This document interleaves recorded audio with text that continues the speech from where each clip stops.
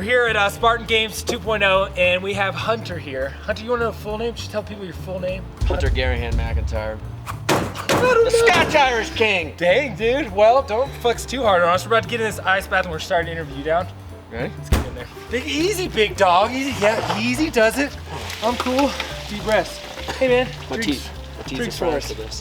One time. We're gonna shotgun these or just tapping their Well, fit juice. Oh, we're gonna enjoy this. All right, my man. The people want to know more. What about that back piece you got, my man? Show them what you're working with back there. You probably don't want to hear the story because it's inappropriate for this room. Okay, well, let's move on. Another tattoo. How about the sheriff on the front? That's actually another inappropriate All story. right. Do we have any tattoos that are appropriate? Macho Man Randy Savage, the one and only. Why Macho Man?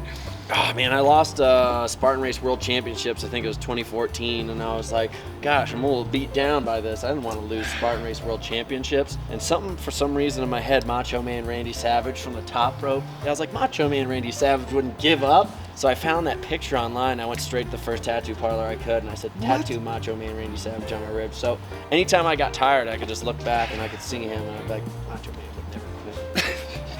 Like this? When I'm up on the podium, I go like this, and then yeah, baby. Right Whenever there. you throw the first step. How long after the race ended did you get it? Probably within months, because I moved to Colorado shortly there afterwards. Why am I so shaky and you're like cool as a freaking cucumber over there? Because I just ran that half marathon. That's right, and that's my right. body's just in shock. Me too, I'm cool. Another one, dude. Biceps Wins Races, right? Yeah. How? Tell me about that. So Why? Biceps Win Races was it was a fun story. So there was this legend, Hobie Call, basically the greatest obstacle course racer, the godfather of our sport. And this dude was unbeatable. Like unbeatable. No one could catch him. And the first time I ever beat him was at my course in Malibu. And we both met at this like obstacle gauntlet, and it was a rope climb into a turquoise, and he wasn't strong enough to get it up. And I pulled that thing up, and it was all biceps basically. And I got to the finish line, just flexed, and I said, Biceps Win Races. Ah, dude. And you know, I'm a bigger guy. I'm 200 plus pounds every time I race. Hobie is, you really are getting it. Dude, I'm freezing, man. I'm not kidding. I'm shaking it up over here. I got the shake too. Being a bigger guy, going up against guys who weigh 140, 150, 160, I kind of have to have my ethos, my mindset, and like that's a big part of how I win. Like today, in the trail half, Ryan took first at 160 pounds. I'm 202, and I was just a couple minutes behind him. You're a big beefy boy, dude. Thicker than a Snicker. His breakfast comes with a little extra bacon. Yeah. I probably eat about 10, 12 pounds of steak a week. Word? Yeah. How about at your house? You ever think about catching one of those bears and eating it? It's been tearing up your house. Yeah, dude. I've heard bear meat is delicious, and I'm not an animal. Like, I would never go after an animal unless it had it coming, and this guy's got it coming.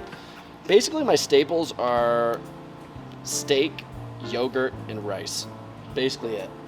Dang. That's how I go. And I never eat vegetables. Never eat vegetables? Not even once. At like the buffet here, they're like, would you like some salad? I'm like, Oh, don't you dare. I just don't got time for it.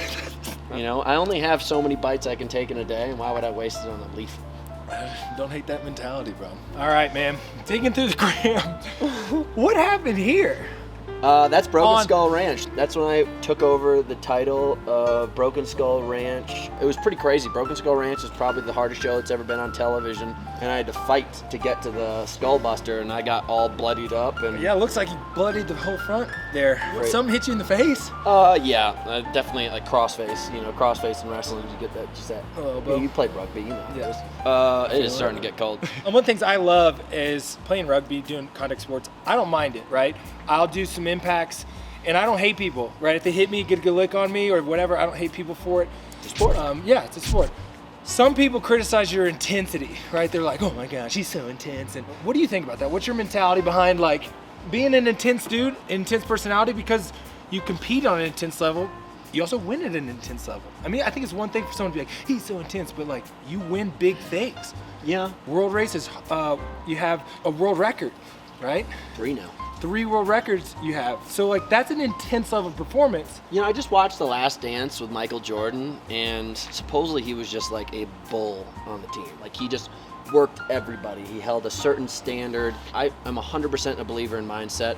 You know, you can have the fitness aspect of it, but then you have to have the mentality. And you can see, like especially competing here, you're gonna watch over the next couple days, there's gonna be this fork in the road where all these fit people go one way, and all the fit and mentally fit people go the other way. And that's where people like Ryan Atkins and I are going to start to take off.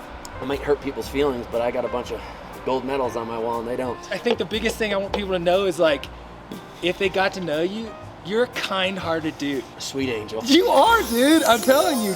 Oh, we've been going at this for 8 years now, since 2014. Yeah, dude. Pretty crazy. And I like the passion you have in life. So, yeah, no, dude, we're about done. I'm out. Get me out of here. Frack. Oh, God. Yikes. Whew.